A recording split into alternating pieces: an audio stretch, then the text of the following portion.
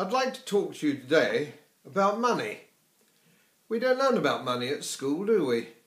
You think it might be a little bit more useful to learn about money perhaps than double Latin, but that's perhaps just my view. Just a couple of things I think might be of interest to you. This is a gold sovereign. It's dated 1908. It was the equivalent of a pound. This happens to be a Scottish pound note in 1908. The same thing, sovereign, pound, buy the same thing.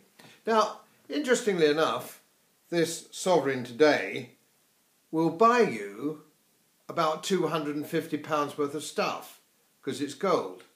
And of course, an ordinary pound, be it Scottish or English, is simply a piece of paper, an almost worthless piece of paper.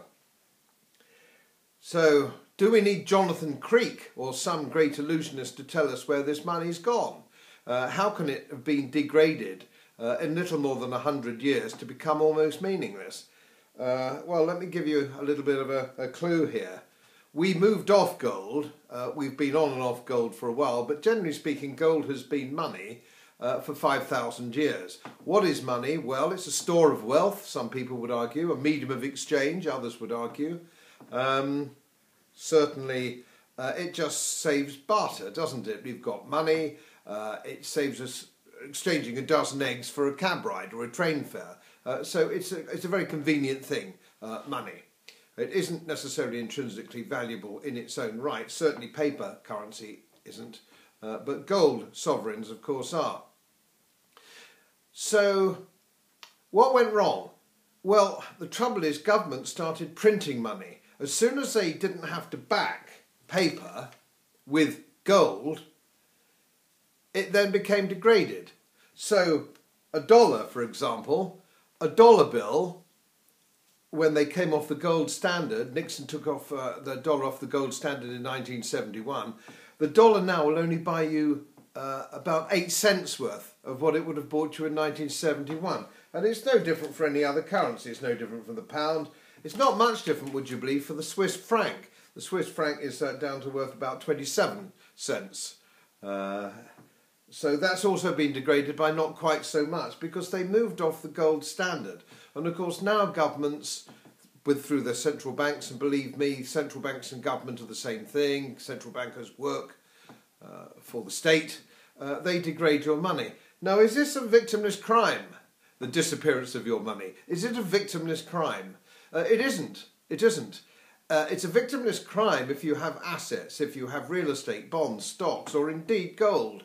It's held its value, broadly speaking, over the years. But if you're not, if you don't have this, if you're an old age pensioner or a worker on small wages or a saver, your money's actually been stolen just as surely as if somebody came round with a gun and held you up and robbed you. It's theft by the state. And state banks, and this is the problem that we have, and it doesn't seem to be getting any better. Indeed, it seems to be getting worse and worse and worse. But if you ever wonder why your money is worth less every single day, it's because it's deliberately degraded by the state. There is a phenomenon for this, the government printing of money. They call it quantitative easing, I call it counterfeiting. It's called the Cantillon effect. As they print it, if you're at the beginning of the queue, at the front of the queue, you do okay, if you're the first receivers of the money.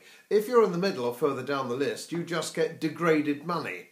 And this is something that we're all of us, unless you're a rich banker or central banker or government bureaucrat on indexing pensions. Don't they do themselves proud on this one? Yes, they know how it works.